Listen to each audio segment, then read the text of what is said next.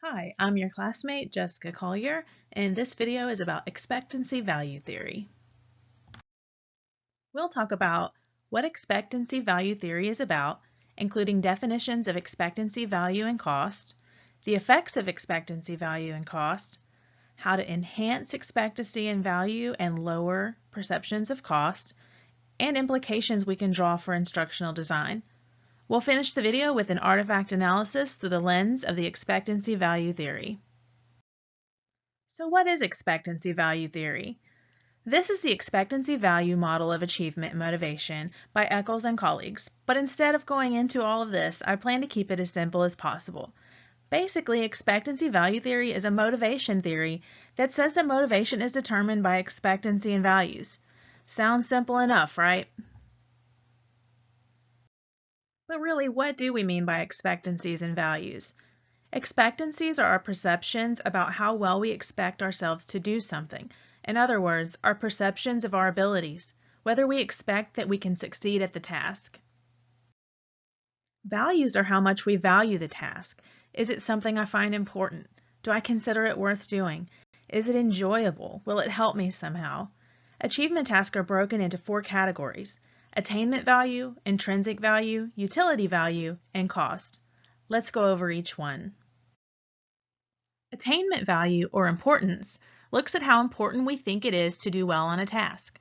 We might think it's the most important thing ever, or we might think it's an annoying task that we just have to check off of our to-do list before the end of the day. Attainment value also considers how important something is to our sense of self. If it's important, we will likely put forth more effort and be more motivated to do it. One example of this could be that if you identify as vegan, checking a product label thoroughly for animal byproducts has a high importance, so you will do it. But if you are just trying to avoid animal products or be healthy, but it's not in your core values or your identity, you might not see the importance in checking the label as thoroughly, so the attainment value might be lower. Intrinsic value is our perception of interest, or how much we might enjoy doing a task. It's similar to intrinsic motivation in that when we're intrinsically motivated, we will do the task because doing the task gives us pleasure. For example, my partner enjoys playing the drums and guitar, and he could practice for hours because playing brings a sense of pleasure. When I played an instrument back in my K-12 days, I was more of the kind of person who might skip practicing because I didn't fully enjoy it, regardless of being decent at performing. Utility value is our perception of usefulness, or how useful we find a task, especially for our future. For example, I watched Dr. Chen's video about expectancy value theory because I needed to learn it to make my video, which will help me complete this class for my degree. That gives it high utility value. And the fourth one, which is actually its own thing these days, cost. Cost is our sort of internal estimate of what is invested or what we have to give up in order to engage in or complete a task. It reminds me of the term opportunity cost. What does this task cost me? Could I be doing something better with my time? Is it getting in the way of me having fun? Or even, does it actually have a monetary cost? Basically, when we consider cost, we're thinking about whether or not what we're giving up to complete the task is worth sacrificing. For example, is completing this assignment and this course and ultimately this degree worth missing out on spending time with friends and family? That wasn't so bad, right? But wait, there's more. Subdomains. Sorry, we aren't finished talking about cost yet. Flake and colleagues discussed 4 dimensions on a cost scale.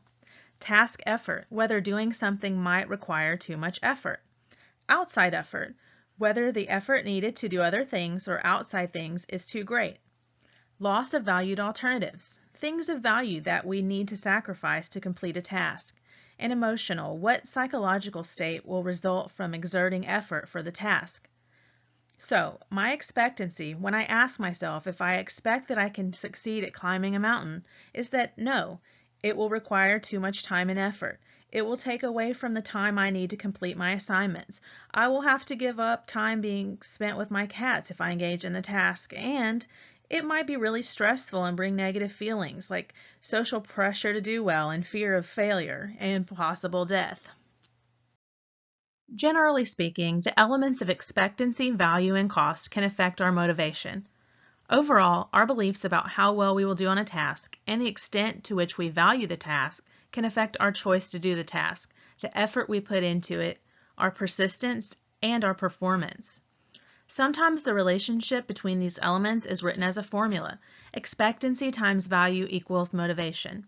It's multiplication instead of addition because in order to be motivated, a person needs to have at least a modest expectation of success and has to assign a task at least some positive value. For example, if you have high expectancy for a task, but you don't value it at all, you will not feel motivated.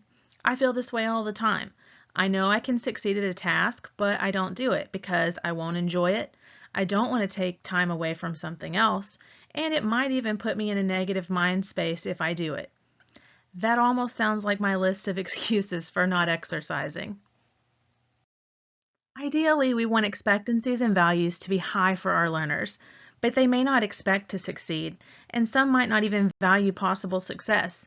So how can instructors respond to these challenges? To raise low expectations, instructors can adjust task difficulty so that the task becomes reasonable to the student. This means making the task not too hard and not too easy, which requires thoughtful planning. They can also select reasonable objectives, find supportive materials, and provide help when it's needed. Raising the value of the task could mean linking the task to the learner's interests and prior knowledge, showing the utility of the task for the learner's future goals, and showing that the task is valuable to other people whom the learner respects. And lowering costs means trying to sort of mitigate the negative appraisals of the 4 cost dimensions seen in Flake and colleagues' new diagram, where the dimensions are the same, but the definitions are slightly different. Anyway, we have task effort, outside effort, loss of valued alternatives, and emotional.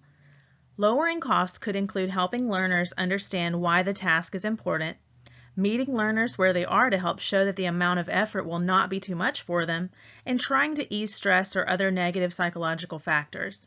Providing choice for students in how they demonstrate their knowledge could be one way to help reduce costs for some students.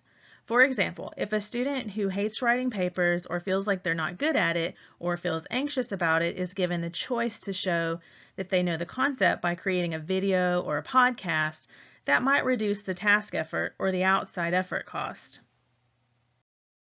The implications we can draw from this theory are, simply putting it, that we need to try to enhance perceptions of expectancy and value and lower perceptions of cost. We can do that in a variety of ways, which I previously discussed. But to recap, we can create instructional tasks that are just right, not too easy and not too hard for the learner to complete, create meaningful and achievable learning objectives, tie those to interest and prior knowledge and experience, provide assistance when it's needed, and show the learners that the task is valuable to them and to others who they respect. And just as a side note, most of this is subjective since we're talking about the perspectives of individuals, and people have different needs, interests, values, etc. So how we approach motivating learners for a particular task may vary depending on our learners. So the artifact I'm going to use this week is one that's on my mind because I'm currently taking it. It's a massive open online course, or MOOC, facilitated by an organization called Student Affairs Assessment Leaders, and it's called Applying and Leading Assessment in Student Affairs. It's designed for staff or faculty who work in higher ed assessment, particularly on the student affairs side, and it's primarily meant for people who are new to coordinating assessment processes for their department, but it's also applicable to intermediate level competencies as well, or those who need a refresher. So I work in the assessment office at SHSU, which is the office that coordinates the overall assessment processes for the university, but I'm in academic affairs, not student affairs. It doesn't matter though, because a lot of the material is relevant to anyone in assessment. You can see the module list here. It covers topics like foundations, planning, consulting, success criteria, ethical considerations, data, and practical applications. You can see that it's housed in the Canvas LMS. It's asynchronous and self-paced, but it does have to be completed by a certain time, in this case by April 3rd. And it opened just a week or two ago, so you just got a month and a half or 2 months to complete it. Each module has instructional materials. I'll click on module 3 because that's where I left off. So it has text and videos along with additional resources, and each one has tasks to complete, like responding to prompts and using the message board. Each one also has assessments, mostly quizzes, but there are 2 assignments within the course that are turned in and graded with a rubric, and you have to pass all quizzes and assignments, scoring 75% or greater to get the statement of accomplishment and a digital badge for completing the course. And I'll just quickly go through this module to show you what it looks like. So here we have an introduction, we have some text, we have learning objectives, and then we click next and we get the lecture content, and these are broken up into a couple of short videos. You can see one is 3:59, one's a little more than 7 minutes. There are also some personal take videos that are kind of optional, and then we have readings and resources.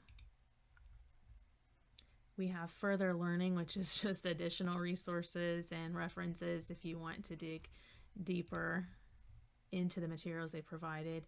Then you have a quiz. I've already taken and passed this quiz. And then they provided some case studies. They gave a little intro video. It's only 1 minute and 58 seconds.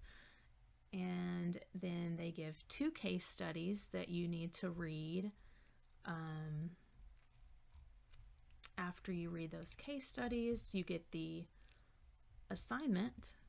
And here he explains the assignment.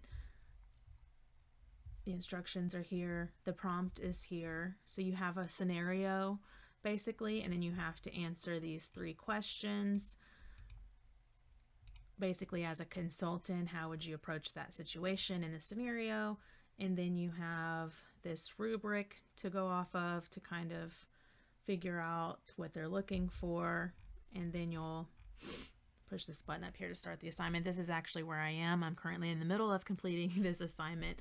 But yeah, that gives you a basic overview of what a module within this course looks like. They all kind of look about the same. Now let's take a look at the artifact through the lens of the expectancy value theory. If we want to enhance expectancy, we can provide reasonable objectives and supportive materials, and we can help when it's needed. This course does that in every module. They even sprinkle in some encouraging statements to help with the perception of expectancy. And they included endorsement videos to show the learners that the course is valuable to respected peers in the field. Since this course is geared toward assessment professionals, the learners' interests are typically going to be linked. So this course does what it can to enhance expectancy.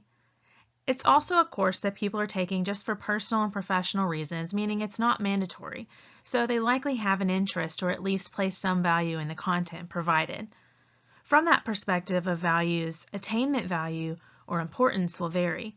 Looking at the course overall, most people taking it would likely perceive that the topic, since it's assessment, is important to them as professionals in the field of assessment. However, the individual tasks or the quizzes may not be seen as important because this isn't a mandatory course or because they feel that they can gain the knowledge without performing the instructional tasks, which is kind of funny since they are assessment people who are skipping the assessments in a course about assessment. Anyway, this is all going to depend on the individual's perception. Now, intrinsic value. Again, this will depend on the person taking the course or performing the tasks within it. I know some people who are excited about assessment and this isn't a chore for them, but that isn't the case for everyone. Utility value or usefulness. This course is probably seen as useful to assessment professionals unless their skills are already too advanced for the content. And then cost. This is also going to depend on the learner. For some tasks within the course, the cost may be seen as low, like the quizzes, which are multiple choice. For other tasks, the cost may be seen as high, like the assignment I showed from Module 3, where the learner has to read case studies, then read a scenario, and write down what they would do as the assessment consultant in the given situation. There's a rubric to somewhat guide the learner, but it is a time-consuming task, especially if you're new to assessment. So for many people who are casually taking this course, the task effort may be too high, and the stress of completing the task and turning it in for a grade may create too high of an emotional cost. And of course, outside effort and loss of valued alternatives is also going to depend on the schedule, workload, and other factors for the individual. Overall, this is an interesting course to think about through the lens of expectancy value theory. In the world of optional professional development, people are usually there because they want to be. They're interested or they find utility value in it. But I think for many people, the cost of completing the tasks is too great, so they don't go as far as to complete every task within the course to get the certificate or the digital badge, because the perceived value just isn't high enough. I'm one of the people who, even though there's some struggle with the time and effort required, I will complete each task. This is partially because I work in the field of assessment, so the topic is important, there is some interest there, it will be useful in my job, and the cost is something I can overcome. Thanks for watching, and I look forward to seeing everyone else's artifact analysis. See you next time.